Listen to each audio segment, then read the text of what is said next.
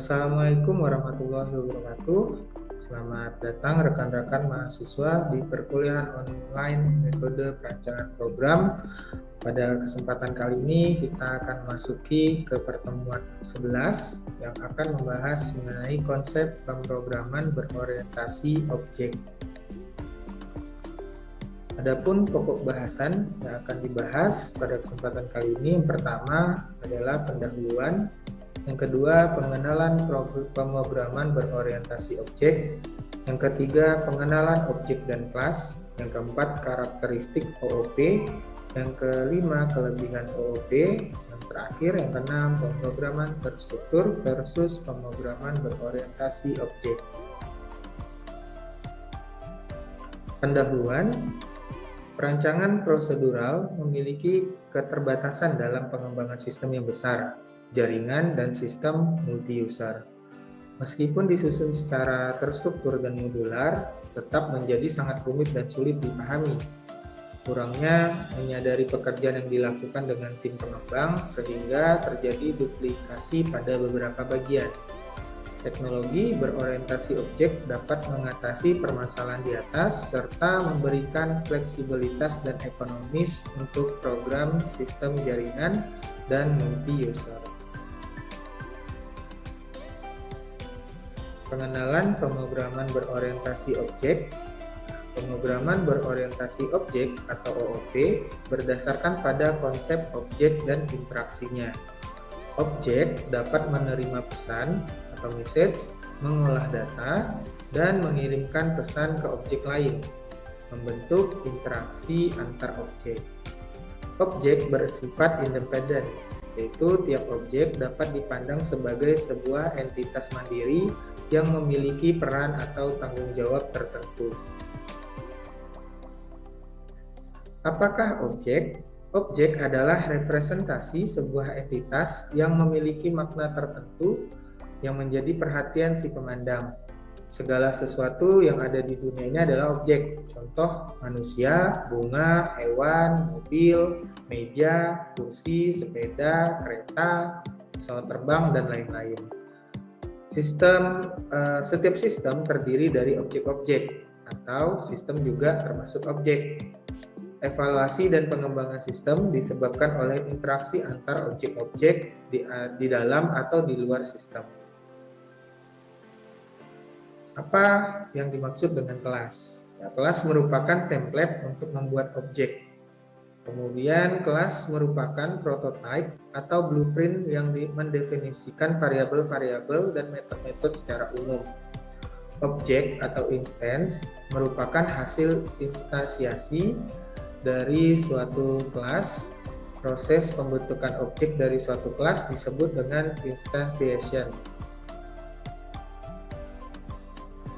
Nah, contoh kelas di sini, sebuah kelas konsepnya adalah sebuah bank di mana beberapa dari kelas yang sama. Kemudian sebuah objek realisasinya ya ada rekening Bank Udin, saldonya sekian, rekening Bank Ali, saldonya sekian, dan rekening Bank Susi, saldonya sekian.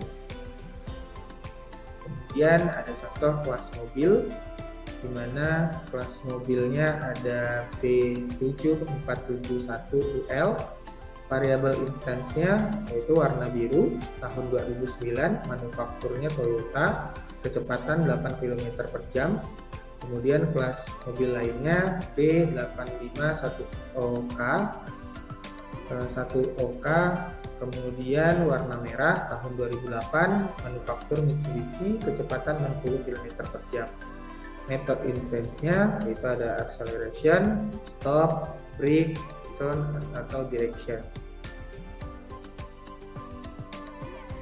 Kemudian struktur kelas. Nah, contoh kelas mobil. Mobil ini adalah nama kelas. Warna, tahun manufaktur itu adalah atribut. Kemudian akselerasi, turn, stop, brake itu adalah metode atau behavior. Nah, kalau contoh masuk ke dalam objek mobil masing-masing tadi itu seperti itu. Kemudian karakteristik objek.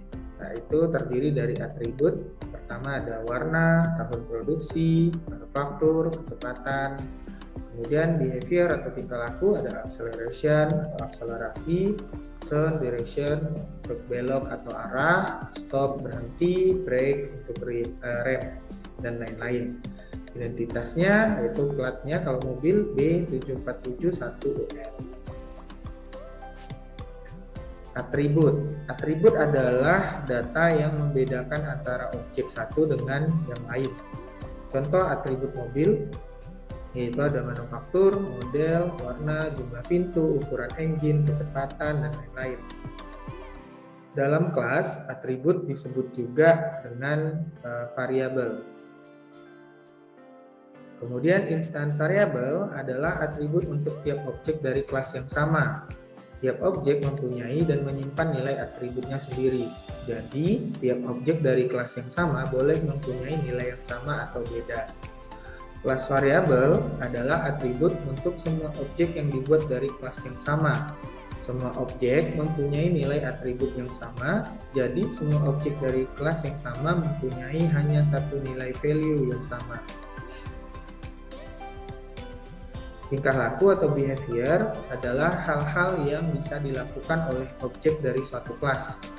Behavior dapat digunakan untuk mengubah nilai atribut suatu objek, menerima informasi dari objek lain, dan mengirim informasi ke objek lain untuk melakukan suatu task atau perintah.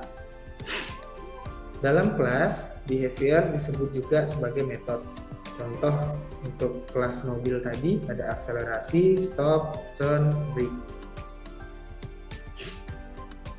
Kemudian metode adalah serangkaian statement dalam suatu kelas yang menghandle suatu task tertentu atau tugas tertentu. Cara objek berkomunikasi dengan objek lain adalah dengan menggunakan metode. Responsibility adalah sebuah kontrak atau sebuah obligasi dari sebuah kelas. Saat sebuah kelas dibuat, semua objek dalam kelas tersebut memiliki keadaan dan tingkah laku yang sama. Saat sebuah kelas dimodelkan, awal yang baik adalah menspesifikasikan responsibilities sesuatu dalam sebuah kamus. Teknik seperti CRC card atau Class Responsibility Collaboration dan use case dapat membantu. Konstruktor adalah proses instansiasi objek dari kelas dilakukan pada operasi khusus atau sekumpulan instruksi. Konstruktor menetapkan nilai awal untuk atribut objek baru. Konstruktor biasanya memiliki nama yang sama dengan kelasnya. Berikut adalah prosedur untuk instansiasi objek baru, yaitu create nama objek, as new nama kelas. Contohnya, create nama objeknya kelas, as new nama kelasnya adalah mobil. Jadi bedanya di huruf M-nya ya, kalau M kecil ini nama objek, M besarnya adalah nama kelas.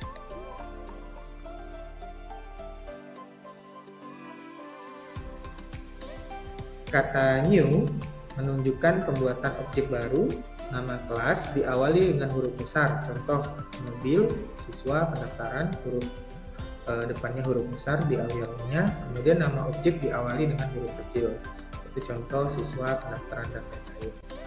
Konstruktor memungkinkan memiliki parameter yang menginisialisasi atribut dengan nilai spesifik. Contoh create mobil as new car, yaitu spesifiknya car-nya mobil apa? Mobil Ford Falcon 4 306 biru 0, atau tidak memiliki parameter. Objek baru dengan nilai default untuk semua atributnya. Aksesor dan mutator. Nilai variabel dari objek tersedia untuk semua operasi di dalam objek tersebut, tetapi tersembunyi dari objek luar. Untuk keamanan, operasi publik dikenal istilah aksesor dan mutator, yang memperbolehkan objek luar untuk mengakses nilai pada atribut. Aksesor adalah nama operasi yang mengakses nilai. Nama aksesor dimulai dengan kata get, seperti get payslip. Kemudian, mutator adalah nama operasi yang merubah nilai atribut. Operasi mutator memungkinkan objek eksternal untuk mengubah nilai yang tersimpan dalam atribut. Nama mutator diawali dengan kata set, seperti set pay rate. Visibility merupakan kemampuan suatu objek untuk melihat atau berhubungan dengan objek lain. Atribut dan metode dapat memiliki salah satu sifat visibility sebagai berikut. Yang pertama adalah private, yaitu tidak dapat dipanggil dari luar kelas yang bersangkutan. Kemudian protected, hanya dapat dipanggil oleh kelas yang bersangkutan dan anak-anak yang mewarisinya. Yang ketiga, public, itu dapat dipanggil oleh siapa saja. Pengiriman pesan atau messaging, yaitu objek-objek bekerja sama dengan mengirimkan pesan dari satu objek ke objek lainnya. Suatu objek mengirimkan pesan ke objek lain untuk melakukan sebuah operasi. Suatu objek juga dapat menerima pesan dari objek lain untuk melakukan operasi lainnya. Kunci dalam pemrograman berorientasi objek adalah bahwa setiap objek itu sendiri bertanggung jawab untuk melakukan tugas.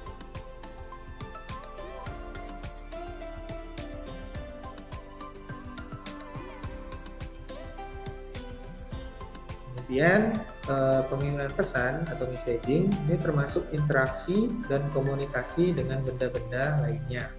Objek mengirim pesan ke objek lainnya. Pesan mungkin menyampaikan informasi tambahan melalui parameter untuk benda-benda penerima. Contoh messaging atau pengiriman pesan yaitu mobil yang diparkir di depan rumah hanya sepotong logam yang dengan sendirinya tidak mampu melakukan aktivitas apapun. Pengemudi harus menyalakan mobil, menggunakan rem, dan lain sebagainya. Objek pengetik dapat mengirim pesan mengubah ukuran 20 size-nya ke objek huruf untuk mengubah ukuran font. Karakteristik OOP, yang pertama ada abstraksi, yang kedua ada enkapsulasi, yang ketiga ada inheritance, yang terakhir yang keempat ada polymorphism. Abstraksi adalah proses penyembunyian kerumitan dari suatu proses untuk permasalahan yang dihadapi. Contoh, orang hanya perlu berpikir bahwa mobil adalah sebuah objek yang telah memiliki perilaku spesifik yang dapat digunakan sebagai alat transportasi, sehingga dia atau mereka tinggal menggunakannya atau mengendarainya tanpa harus mengetahui kerumitan proses yang terdapat di dalam mobil tersebut. Nah, contoh ada sebuah segitiga memiliki tinggi dan alas. Jadi yang kita ingin segitiga itu lakukan yaitu ada dua ya biasanya, yaitu bisa untuk menghitung luas, bisa untuk menghitung keliling dari segitiga tersebut. Enkapsulasi atau pembungkusan berfungsi untuk melindungi suatu objek dari dunia luar, sehingga seseorang tidak akan mampu merusak objek yang terbungkus. Objek yang terbungkus dalam satu kelas, baik data maupun fungsinya tidak bisa terlihat apalagi dirubah pada saat objek digunakan. Contoh enkapsulasi adalah proses penggunaan ATM, yaitu nasabah memasukkan PIN ke dalam mesin ATM-nya, kemudian dilakukan proses validasi ke database server. Nah, proses validasi inilah yaitu adalah proses penyembunyian atau enkapsulasi. Karena untuk proses pengecekan validasi kartunya dan koneksi ke database di dalam server itu tidak perlu diketahui oleh pengguna tentang bagaimana proses kerjanya.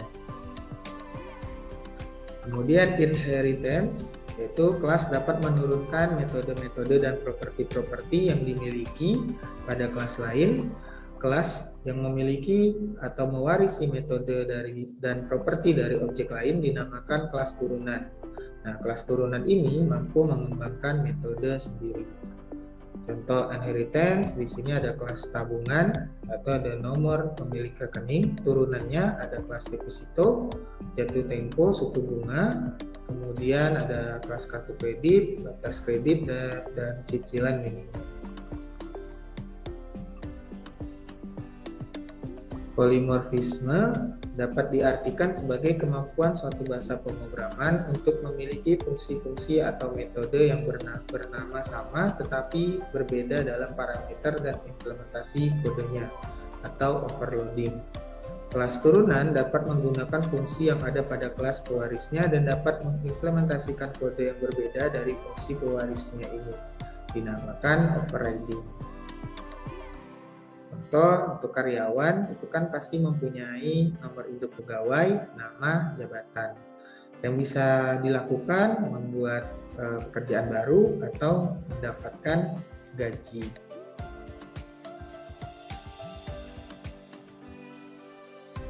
Nah, apakah mereka memiliki gaji yang sama untuk karyawan tetap, pekerjaan paruh waktu, dan pekerja outsourcing atau kontrak? Tentu saja berbeda ya gaji.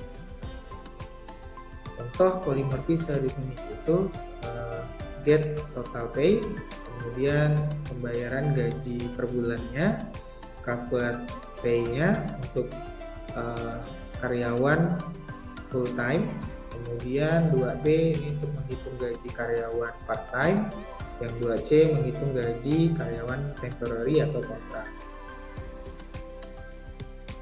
Resumenya atau kesimpulan yaitu kelas dapat menghasilkan objek atau objek-objek instance. Kelas juga merupakan prototipe dari objek atau instance. Kemudian kelompok objek-objek atau instances sejenis dapat menjadi kelas. Nah, untuk membentuk objek baru di setiap bahasa pemrograman itu berbeda. Contoh kalau di Java menggunakan perintah myClass myObj1, ini adalah nama objek atau instance baru sama dengan new myClass. Kalau PHP menggunakan $ atau string myObj1 sama dengan new myClass. Kalau di C++ langsung myClass myObj1. Struktur kelas terdiri dari 3 bagian. Yang pertama class name, yang kedua class attribute, itu memiliki visibility. Yang pertama ada private, public, dan protected. Ketiga, class method dapat dibentuk dengan operasi aksesor atau get dan mutator atau set dari atribut yang ada. Di dalam Java disebut dengan POJO atau Plan of Java Object. Tetapi tidak semua kelas harus memiliki 3 bagian, bisa jadi hanya berisi kelas nama dan atribut saja, atau kelas nama dan metode saja. Polymorphism itu ada 2, ada overloading dan overriding. Kalau metode overloading adalah sebuah kemampuan yang membolehkan sebuah kelas mempunyai 2 atau lebih metode dengan nama yang sama. Yang membedakan adalah parameternya, yaitu pada metode overloading perbedaan parameter mencakup pertama jumlah parameter, tipe data dari parameter, dan urutan dari tipe data parameter. Metode overloading juga dikenal dengan sebutan static polymorphism. Kemudian untuk overriding merupakan metode yang parent class yang ditulis kembali oleh subclass. Aturan dari metode overriding pada Java, yang pertama parameter yang terdapat pada metode overriding di subclass harus sama dengan parameter yang terdapat pada parent class. Aturan hak akses visibility, hak akses metode overriding di subclass tidak boleh lebih ketat dibandingkan dengan hak akses metode pada parent class. Nah, ini berikut adalah contoh overloading di mana public void integer A, integer B, sistem output line jumlah angka plus A plus B. Kemudian overloading dengan perbedaan jumlah parameter, itu di sini tadi ada 2, sini ditambah ada 3 yaitu integer C. Ya, penambahan jumlah parameter. Kemudian overloading perbedaan tipe data yang tadinya sama-sama integer, yang A gitu diubah menggunakan tipe data double. Kemudian overloading perbedaan urutan, yang tadi urutannya A, B, ini dibalik jadi yang integer B dulu, kemudian baru dilanjutkan dengan double A. Kemudian contoh overloading di main program, CO adalah objek baru dari bentuk class, contoh overloading yang sudah ada. Nah, di sini membuat new contoh overloading CO ini sebagai new contoh overloading, di mana CO jumlah 83,32 kemudian dan seterusnya. Ya.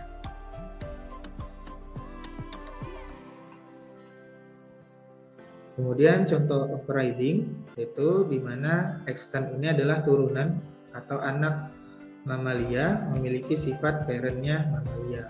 Contoh kelas binatang itu bisa bergerak metodenya, di mana binatang bergerak sesuai dengan kemampuannya, kemudian bisa berkembang biak.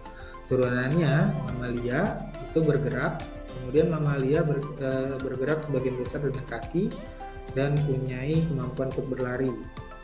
Kemudian ada kelas turunan satu lagi, yaitu burung. Kemudian pabrikas penggunaan overriding public static void mainstream, di mana binatang B ini sebagai new binatang, mamalia M sebagai new mamalia, binatang BM sebagai new mamalia. Binatang itu bergerak sesuai dengan kemampuannya, kemudian kalau mamalia bergerak sebagian besar dengan kakinya, BM bergerak itu binatang bergerak sesuai dengan kemampuannya ditambah dengan mamalia bergerak sebagian besar dengan kakinya. Jadi gabungan antara B dan M. Kemudian BM berkembang biak, yaitu binatang berkembang biak sesuai dengan kemampuannya. Nah, BM override object, di mana objek tersebut memiliki sifat dari parent object. Child object adalah mamalia dan parent objeknya adalah binatang.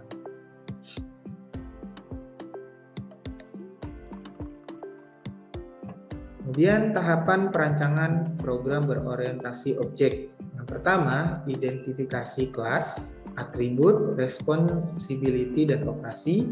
Yang kedua, menentukan hubungan antar objek dan kelas. Yang ketiga, perancangan algoritma untuk operasi menggunakan desain struktur. Yang keempat, mengembangkan tes algoritma.